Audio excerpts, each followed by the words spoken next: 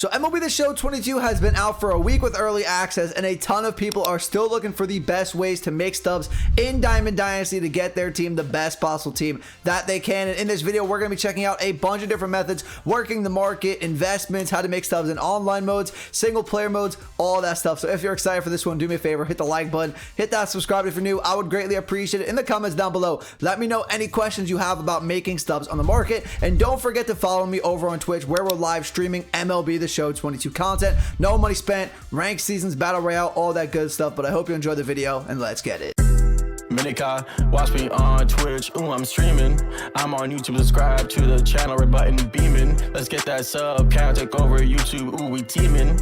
My content so hot, ooh, yeah, I'm steaming. Ooh, yeah, I'm steaming. Red button beaming. So everyone wants to know what's the quickest way and the best way to make stubs, and we're going to go over a lot of different ways in this video, but I'm going to tell you guys right now the best way to make stubs is working the market, flipping cards. I know it's not the most exciting thing in the world. People want to play the game, they want to make stubs that way, and you can do that, and we will talk about it. But making stubs on the market is just super easy. It is a little time consuming, but it is well worth it, because that will help you get done Randy Johnson, the 99 overall live series collection, much faster than if just playing the game and getting stubs that way. What am I showing you right now? I am showing you my completed orders, and I'm going to skip really quickly to what I was doing yesterday, because right now I'm on the no money spent account, and I was completing some collections. You guys are going to see that in tomorrow's no money spent episode when that comes out on Saturday. But what I did yesterday, you're going to see a ton of Cody Bellinger, a ton of AJ Pollock, Eovaldi. Those are the three cards I was focusing on flipping yesterday when I was working the market. You're going to see a ton of these buy orders going through and a ton of these sell orders going through. I was getting AJ Pollock for the most part. I bought him now on accident. You're going to see one for 1,265 stubs. That was on accident. For the most part though, I was getting AJ Pollock for about 1,000 stubs on the marketplace, and then reselling that same AJ Pollock for about 1,280 stubs, 1,279 stubs, 1,275 stubs. So that might not sound like a lot of stubs, but let's do the math really quickly. If you buy an AJ Pollock for 1,000 stubs and you resell him for about 1,280 stubs, you're going to lose 10% of that initial sell value. So let's go ahead here and let's go to the marketplace, and let's just say I'm doing a sell order, right? And we're gonna do for 1,280 stubs. I got 1,152 stubs back after the 10% tax. So about on every single AJ Pollock I was selling, I was making about 150 stubs in profit. So again, it's gonna take a lot of time. It's gonna take a lot of cards to flip. But about every 6 or 7 AJ Pollocks that I was buying and then selling right after, I was making about a 1,000 stub profit. And you're gonna see right now, let's see if AJ Pollock is still pretty cheap. I'm gonna go to live series cards here. The buy orders and the sell orders were going through fairly quickly. So let's go ahead. Where is AJ Pollock? I just passed him. So right now, I actually would have made a ton more stubs. I don't know why his value drastically increased from yesterday to today. So I wish I held on to some of those cards, but I was working the market. But even with AJ Pollock right now, his sell now value is 2,022 stubs, and his buy now is 3,235 stubs. Look at that sell to buy margin. After the tax, if you sell this card for 3,200 stubs and you only buy it for 2,050, you're going to make about 700-800 stubs off this AJ Pollock. So right now, let's try to flip an AJ Pollock. Let's see what we can do. I'm going to put a buy order in for 2,025 stubs. Let's see if we get him. We have the top buy order right now. So if somebody quick sells us AJ Pollock, we are going to get him for 2,025 stubs. Let's see how long this takes. And while we're doing that, let's look for some other cards. Let's go to Cody Bellinger too, because I was working on him yesterday. Never mind, the buy order goes through for AJ Pollock, and watch this, 2,025 stubs we just got this AJ Pollock for. Now let's see how much we could sell him for. You're gonna see the buy orders and sell orders. The sell orders on the left side of the screen. You're gonna see the lowest sell order right now is 2,999 stubs. So what I want to do here, I want to put a sell order in for a little bit less than that, 2,995 stubs. And as I say that, someone put something in for 2,750 stubs. Let's back out and see if that one gets sold, because I want to sell for 2,995. That would be more ideal. because we're going to make a lot more stubs that way. We'll come back to that AJ Pollock in a second, but let's take a look. Can I find Cody Bellinger? Where is he at? So Bellinger's margin isn't as good as it was yesterday. It was a lot further than 1,150 and 970. You don't really want to do this one because the margins are close enough that after the tax, you're not going to be making a lot of stubs. Now, you will still profit, but not by that much. But let's check out Nathan Eovaldi like I was working on yesterday. So buy now for Nathan Eovaldi is 1,245 stubs, but the buy orders for Nathan Eovaldi, I could put one in right now and get him for about 997 stubs. Pay attention to the right side of the screen here. These are the buy orders. The most expensive one up right now is 994. So 997, we are next in line. And he sells for about 1,250 stubs. So let's go ahead and wait for that to go through. AJ Pollock right now, I'm actually going to cancel our buy order. Or a sell order rather. Let's go back. And we still want to make a profit on that AJ Pollock. So let's go ahead and sell him. Hold on. We're going to filter Pollock. Let's see what he's going for. 2,500. So now if I want to sell AJ Pollock for 2,499, again, we're still going to be the lowest sell order. And what did we buy AJ Pollock for again? Let me just see. We bought AJ Pollock for 2,025 stubs. Okay. So let's see. Let's see if our Pollock sells. Let's see if our Pollock winds up selling. Go to him. We have the lowest one up right now, and we have the highest buy order on Eovaldi. So we're eventually going to get an Eovaldi here, and if someone wants an AJ Pollock, if they buy now, we are going to get him. We got the Eovaldi, so now let's try the Eovaldi. Let's try to sell him. So we got him for $997. Let's try to sell this Eovaldi for $1,300 because the cheapest sell order right now for Eovaldi is $1,300. So if we sell that Eovaldi, we're going to make close to 200 stubs after what we bought him for. If we buy 5 of those and we sell them, that's going to get us 1,000 stubs. And let's see. So now our AJ Pollock sold, and you're going to see we bought him for 2,025 stubs and he sold for 2,500 stubs. So after the tax, let's say 250 stubs we lost, we still made 225 stubs on that AJ Pollock, and it took us 2 minutes to do. You see, we bought him at 415 and he sold at 417. If we were able to get 5 of those, that is 1,000 stubs. That's only going to take about 5 to 10 minutes to do if you're able to buy and sell at a quicker rate. Now we have that Eovaldi at 997 stubs. Let's see what Eovaldi is going for right now. Do we still have the lowest sell order on Eovaldi? And we still do. 1,249. Someone put one in for 1,240. So I'm going to go ahead here. I'm going to cancel ours for 1,300. We're going to go back to Eovaldi and we're going to try to sell him. Let's see. Go back to Eovaldi. So Eovaldi here, if we sell him for 1,238 stubs, how much are we going to get?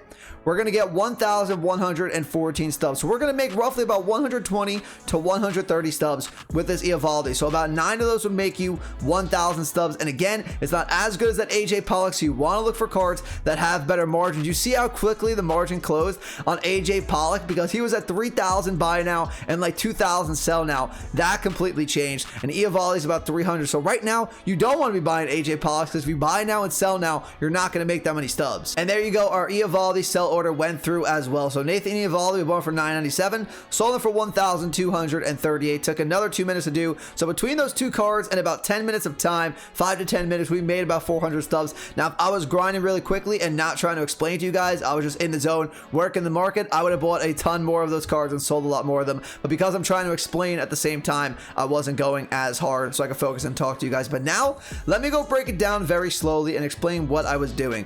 So here we go. There's a buy now price and a sell now price. So let's say you want to go ahead and you want to buy AJ Pollock, no questions asked. You want to buy him for 2,400 stubs, you can do that. He'll be in your collection. You could use him on your team. Or you want to sell AJ Pollock right now, no questions asked. You don't want to put a buy or sell order and you just want to get rid of him. You get your 2,300 stubs, you get tax, you get about 2,100 stubs, you go on your way. But that's not what you want to do, because when you do buy orders and sell orders, you can get these cards for cheaper. So pay attention to the right side hand of the screen. That is going to be our buy orders. So you're going to see the most expensive buy order right now for AJ Pollock is going to be 2,301 stubs, which is only 49 stubs cheaper than this AJ Pollock. So it could be a bad example here, but we can still get this AJ Pollock for cheaper, and this applies for every single card. So instead of buying this card for 2,350 stubs, instead I can put a buy order in, let's say, for 2,302 stubs. And I'm not going to do that because I don't want to buy an AJ Pollock, but once I put that in and the next person to quick sell an AJ Pollock, I will get that buy order to fulfill and I will get them for 50 stubs cheaper. But let's go ahead and take a look at a card that's a little more diverse between buy now and sell now. Let's take Tim Anderson, for example.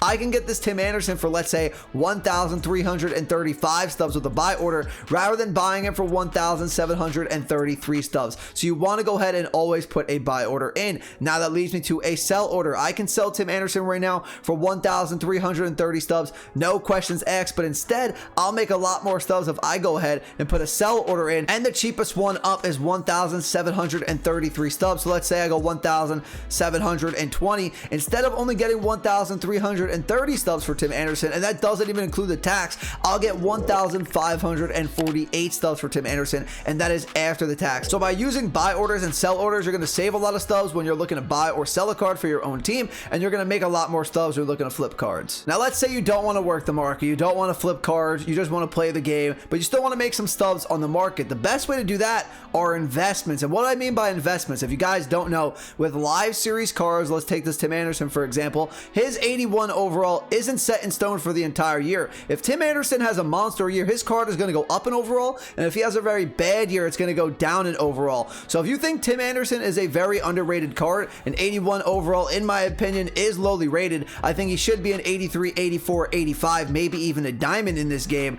I would try to buy some of these Tim Andersons, hope that he goes diamond, and then you would make some stubs by selling him, because if he goes diamond, this Tim Anderson's value will go from 1,700 stubs to at least 3,000 stubs. Now I'm not saying go out and get Tim Anderson, this is just an example if he was to reach diamond. I have a full video on investments that you can make if you want to try to make some stubs, so I'm not going to go in depth here on every single good investment. I do think Tim Anderson is a good one though, but make sure to go check out that video. But let's say you don't want to do anything on the market, you don't want to invest, and you don't want to flip cards, you just want to play the game and make stubs. What are the best modes to do? So for you offline players in the single player modes tab, you definitely want to go to Conquest and mini seasons. The tutorials are all over the place in Conquest, even though I've played this game for a week now. I don't know why it always pops up. Let's take the mystery map for example. In the mystery map, there are hidden rewards you can get like packs, stubs, XP. By beating these strongholds, you have to beat the Angels, the Braves, and the Guardians. You're going to get XP from beating those games, and you're also going to get goals along the way that are going to help you get XP, help you get stubs, and then help you get packs. And in the packs,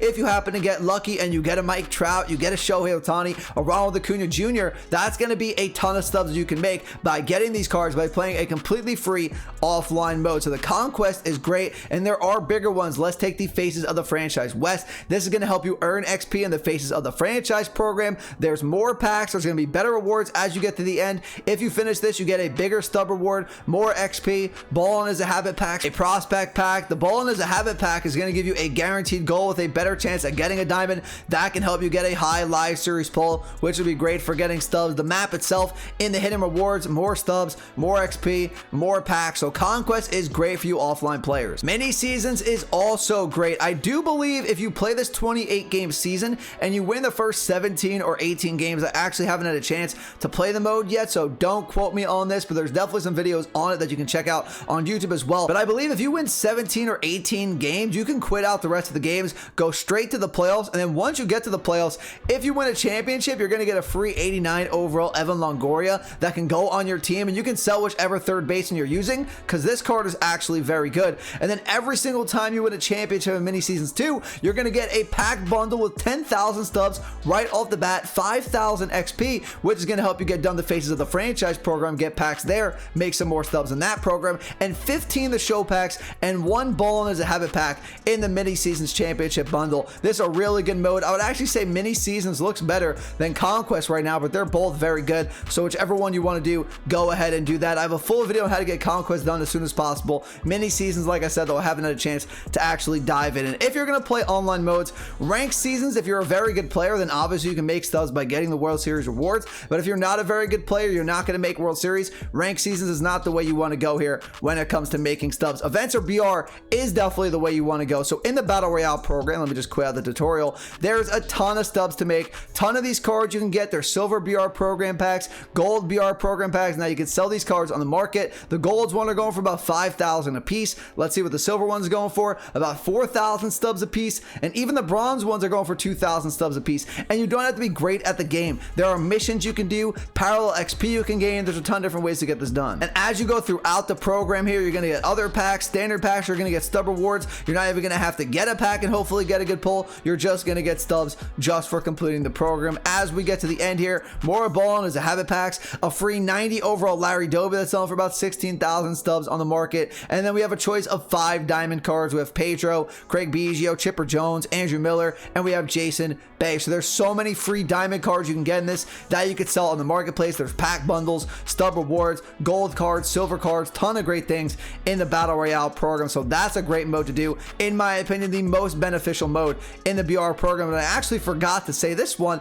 is that you don't even have to do the BR program to make stubs in this, because you can also get, if you are a pretty solid player, from 9 wins, an 85 to 89 live series diamond card, and for 12 wins you get a 90 plus live series diamond card. Then to finish things off for this video, we will talk about events. Now events I don't think is that good to make stubs in, but you can do it. I think BR is definitely better, but if you finish the BR program and you don't think you can get the wins to get the 12 win or the 9 win reward, you probably want to go to events, because there's new cards in here that you can get. There's an 87 overall Willie Mays that you can get that'll probably sell for about 15,000 stubs, a 90 overall Don Sutton that you can get that'll probably sell for 15,000 stubs. We have headliner packs in here where you can get a free Billy Wagner that's going for about 20,000 stubs on the market, more pack bundles, more packs, better cards, a lot of stubs in here too. All right everyone, that's gonna do it for the video today. Those were the best ways to make stubs in Diamond Dynasty right now, in my opinion. If you enjoyed the video and you found it useful, do me a favor, hit that like button, hit that subscribe button if you're new. I would greatly appreciate it. And if you have any questions, feel free to comment them in the comments down below. But I'll talk to you all in the next video. Have a great rest of your day. Peace.